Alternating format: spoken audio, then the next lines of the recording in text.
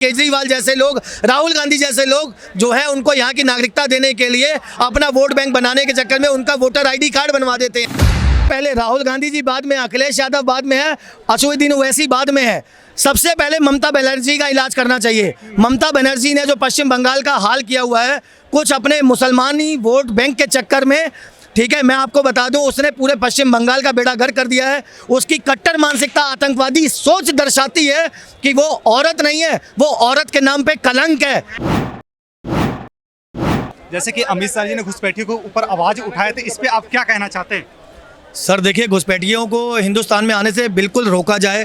अब ये अमित शाह जी उस पर जो कार्रवाई करने की मांग कर रहे हैं पीएम मोदी जी के द्वारा, वो बिल्कुल सही कर रहे हैं, क्योंकि इनकी वजह से हमारे देश में सबसे ज़्यादा आतंकवाद फैलता आ रहा है। और अभी 4 महीने पहले पुरानी बात है, 4 से 5 महीने हुए होंगे, ठीक है, जो कश्मीर में घुसपैठियों ने जो हरकत करी थी, मजहब पूछ कर और नाम पूछ कर जो गर्दनें काटी थी, गोलियाँ मारी थी, तो उसके आपके चैनल के माध्यम से बता दूँ, उनके खिलाफ जो मोदी जी ने कार्रवाई करी थी, पाकिस्तान में घुसकर जो सीज फायर कर रहे थे और जो भी कुछ किया था, उसके लिए जो वर्ल्ड वॉर की नौबत आ गई थी, तो इसलिए इन पे कंट्रोल करना बहुत जरूरी है। और यहाँ पर क्या होता है, वोट बैंक के चक्कर में केजरीवाल जैसे लोग, राहुल गांधी जैसे लोग जो है उनको यहाँ की नागरिकता देने के लिए अपना वोट बैंक बनाने के चक्कर में उनका वोटर आईडी कार्ड बनवा देते हैं।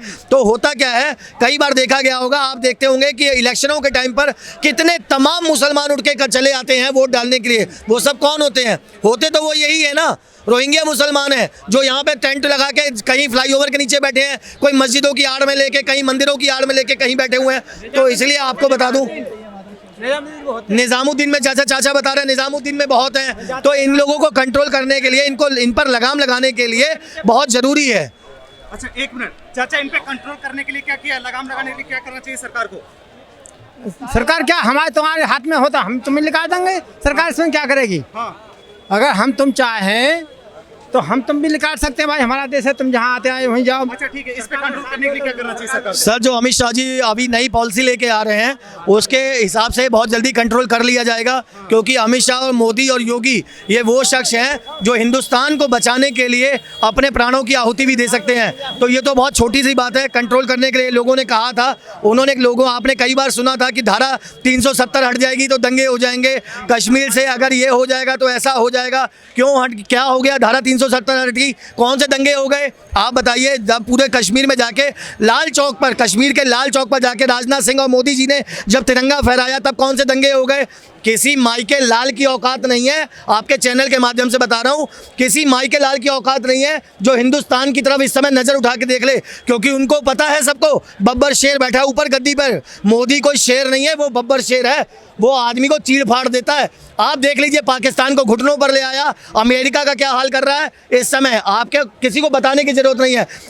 ट्रंप ने जो टैरिफ लगाया था उसके लिए भी आपने देख लिया कि उसके खिलाफ जो कार्रवाई मोदी ने करी है, चाइना से हाथ मिलाकर, रशिया से हाथ मिलाकर एक्सपोर्ट इंपोर्ट का काम इनके साथ बहुत तेजी में बढ़ावा दे रहे हैं। तो इसीलिए मोदी और योगी और अमित शाह से टकराना इन बच्चों के बस की बात नहीं है। अच्छा, जैसे कि एक समुदाय का भारत में एकदम से जो है ना जनसंख्या बढ़ रही है, क्या घुसपैठिया का इसमें महत्व है, क्या देन है इसमें, बताइए? नहीं, बिल्कुल देना है सर, क्यों नहीं। आप एक बात बताइए, हमारे देश में सिर्फ 4% मुसलमान थे, अगर बात करी जाए सिर्फ 4% मुस्लिम लोग थे। उसके बाद धीरे धीरे आज देख ले 2025 में इस समय 40% की पॉपुलेशन हो चुकी है। 1/4 पॉपुलेशन जो है वो मुसलमानों की है, जिसमें से आप अगर मैं बात करूं 4% अगर बहुत हो गए होंगे तो 24% हो गए होंगे। 4% मैं मानता हूँ कि अगर तनख्वाह बढ़ती है तो एकदम से सीधा 50,000 से लेकर 5 लाख पे नहीं पहुँच जाती है। तो मैं आपको बता दूं कि 4% से 24% तो मैं मान सकता हूं, लेकिन 40% होना बहुत मुश्किल होता है। ये वही लोग हैं जो बांग्लादेश से और पाकिस्तान से छुप कर आए हुए हैं और यहाँ पर छुप कर रह रहे हैं, जो केजरीवाल का और राहुल गांधी के दामाद बन के रह रहे हैं। पाकिस्तान में भी कुछ हिंदू लोग थे, 9% थे जब बंटवारा हुआ था, लेकिन अभी वहाँ का आंकड़ा बता रहा है कि 3 से 4% रह गए। इसके पीछे कारण, मेन कारण क्या है? सर, आप एक बात बताइए, अभी आपने खुद ने कहा था ये बात कि यहाँ पर 4% मुसलमान थे और वो आज 40% हो गए हैं। और पाकिस्तान में जो हिंदुओं का हाल किया गया है, वहाँ के जो मंदिर तोड़े गए हैं, आप लोगों को किसी को वो नहीं दिखाई देता? आप एक बात बताइए, अगर यहाँ पर कोई मस्जिद या मज़ार के लिए, या मज़ार और मस्जिद को छोड़ दीजिए, वो तो बहुत बड़ी बात हो जाती है, एक मौलाना उठ के, तौकी रजा जैसा झाटू आदमी जो उठ के कह देता है कि आई लव मोहम्मद का नारा लगा देता है और पूरे मुसलमान भाई जितने हैं वो वहाँ पे देश में अशांति फैलाने के लिए आ जाते हैं। क्यों भाई, आप बताइए, हमारे जो पाकिस्तान में हिंदू भाई रह रहे हैं उनकी दुर्दशा करने वाले कौन है? वही नीच पाकिस्तानी है ना। तो अगर उनको यहाँ पे अनुमति नहीं दी जाएगी तो इसमें कौन सा हर्ज है? किसको बुरा लग रहा है, किसको गलत लग रहा है?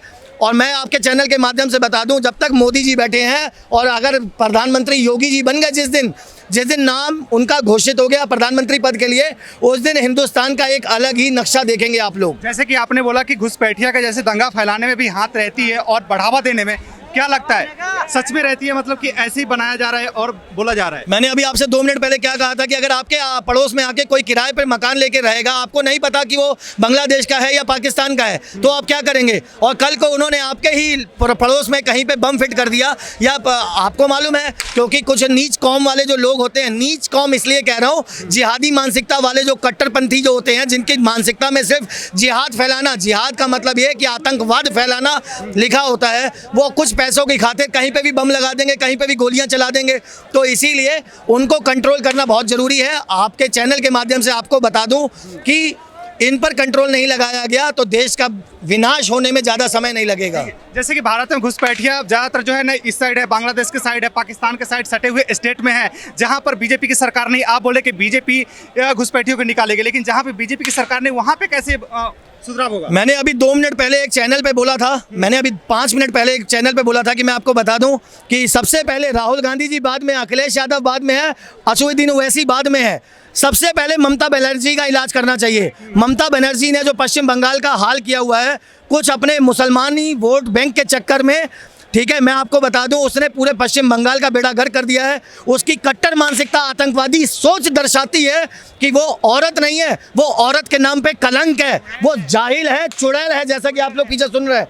ठीक है, इस पर कंट्रोल करना, मोदी जी कुछ करिए या ना करिए इस देश का विकास, जिस दिन आप ममता बनर्जी को हटा देंगे वहां से पश्चिम बंगाल से, उस दिन पश्चिम बंगाल का नक्शा भी दूसरा देखेंगे आप। ठीक है, जैसे आपने पश्चिम बंगाल की बात किया, तो पश्चिम बंगाल में जो है ना, जैसे कि ममता बनर्जी का कहना है कि यहाँ पर अगर SIR लागू हो गया या वोट डिलीट ऐड करना हुआ तो हम लोग जो है ना रोड पे उतरेंगे और रोड पे उतर करके इसका बवाल करेंगे।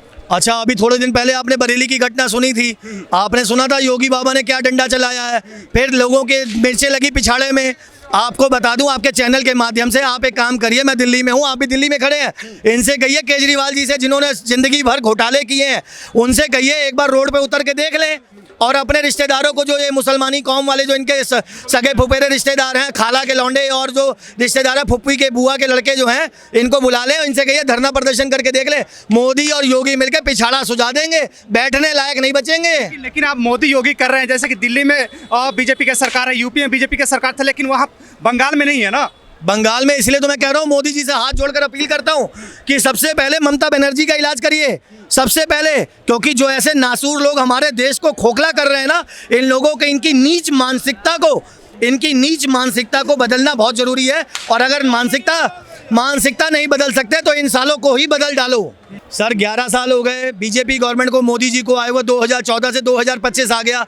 आप एक बात बताइए, सबके अगाड़े पिछाड़े में दर्द हो गई, किसी ने आज तक मोदी जी को हटा लिया? कितनी तमाम बातें कही गई, तमाम बातें कही आई और गई, हवा हवाई हो गई, और क्या कोई आज तक मोदी को हिला पाया? मैं अगले 2029 में भी कह रहा हूँ और सीना ठोक के कह रहा हूँ कि 2029 में भी मोदी जी प्राइम मिनिस्टर बनेंगे। और दूसरी चीज़ बता दूँ, अगर मोदी जी ना बैठे गद्दी पर तो योगी बाबा को बैठाएंगे, ये गारंटी के साथ कह रहा हूँ मैं आपको। ये गट फीलिंग के साथ आप कैसे कह रहे हैं, बताइए। क्योंकि सर आप बताइए, सबसे ज़्यादा पूरे हिंदुत्ववादी और इस देश को बचाने वाला, यूपी को बचाने वाला सबसे कट्टर नेता आपको कौन दिखाई देता है? मैं नहीं बोलूंगा, पब्लिक जी आप बताइए कौन है? आप खुद सुन लीजिए। जब ऐसे बाबा लोग, ऐसे भाई लोग जब बता रहे हैं आपको चैनल के माध्यम से कि योगी बाबा इस देश को बचा सकते हैं, तो मैं तो मोदी जी से अभी अपील करता हूं आपके चैनल के माध्यम से कि एक बार 2027 से पहले, 2029 से पहले बाबा का नाम नॉमिनेट कर दिया जाए कि अगला प्रधानमंत्री योगी आदित्यनाथ होने जा रहे हैं। आप देख लीजिएगा, देश दुनिया का नक्शा ही बदल के रख देंगे। ठीक है, वापस से हम घुसपैठी पे आते हैं। जैसे कि अमित शाह जी का और भी बयान उसमें ऐड था कि ये दिया जा रहा है, अनाज दिया जा रहा है, मेडिकल फैसिलिटी दिया जा रहा है, ये सारे चीज़ बंद किया जाना चाहिए। लेकिन विपक्षी दल इस पर आवाज़ फट से उठाते हैं। तो ये जो फैसिलिटी दी जा रही है किनके सरकार से ये ऐड हुआ और क्यों ऐड किया गया घुसपैठिए पे? सर एक चीज बताइए, इनको लाने वाले कौन थे? कांग्रेसी थे ना। इनको लाने वाले कौन थे? केजरीवाल थे ना, ममता बनर्जी थी ना। तो जब इनको ला के अपने देश में पालोगे तो उनका खर्चा कोई मोदी जी या योगी जी तो उठाएंगे नहीं, तो यही तो उठाएंगे, इनके परिवार के लोग ही तो उठाएंगे। आप एक बात बताइए, जब इस देश में अशांति फैलानी होती है तो आप चंद मुसलमानों को इकट्ठा करिए 200 400 500 और उनसे कह दीजिए हाथ में आई लव मोहम्मद के वो लेके आ जाए, या कोई एक मुद्दा भाई साहब, एक मंदिर पीछे मंदिर है, आप इसमें एक मांस का टुकड़ा भी फेंक देंगे, अभी हिंदू भाई भड़क जाएंगे। दंगा भड़काने में कोई टाइम नहीं लगता, लेकिन क्या है, आपकी मानसिकता बदलना, आपकी सोच को बदलना बहुत ज़रूरी हो जाता है इस समय, क्योंकि जब देश में एक फेस्टिवल आने वाला है, इतना बड़ा हिंदुओं का त्यौहार आने वाला है, तो उस पर इन पर कंट्रोल लगाना रोहिंग्या मुसलमानों पर बहुत ज़रूरी हो जाता है, क्योंकि इन सारी पार्टियों ने, जो बाकी पार्टियां थी, इन्होंने उनको अपना दामाद और अपना ससुर बना के रखा हुआ था इन मुसलमानों को चंद वोट बैंकों के चक्कर में।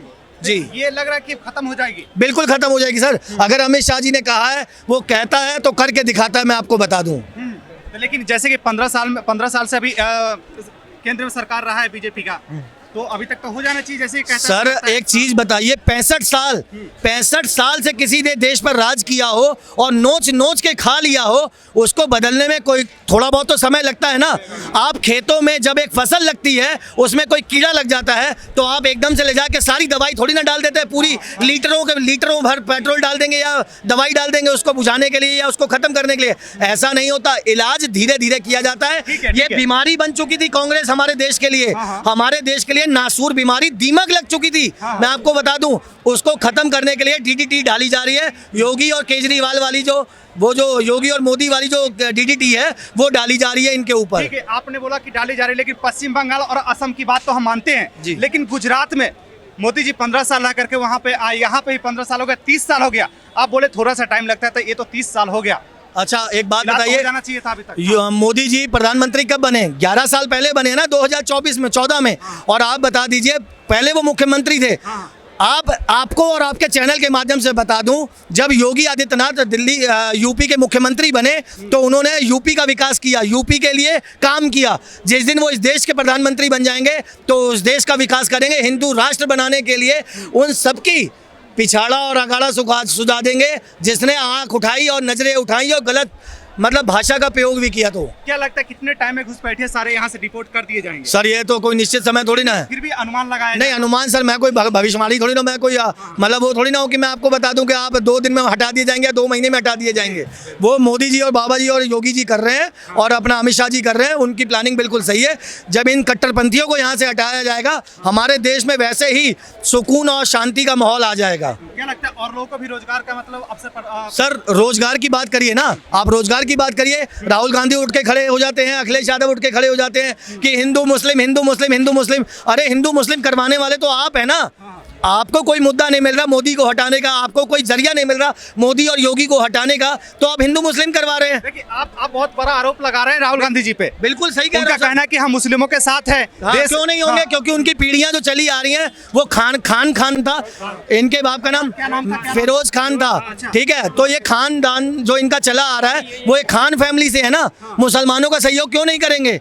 और उसके बाद देश में गंदगी क्यों नहीं फैलाएंगे? इसलिए फैलाएंगे ना ताकि मोदी जी को हटाया जाए। अगर सनातन धर्म की जीत करनी है, विजय करनी है, तो आप ये समझ लिए, जैसे योगी बाबा जो यूपी में कर रहे हैं ना, श्री कृष्ण भगवान ने अर्जुन से कहा था कि अर्जुन तुम रथ चलाते रहो, तुम बाण चलाते रहो, मैं तुम्हारा रथ चला रहा हूँ, ठीक है।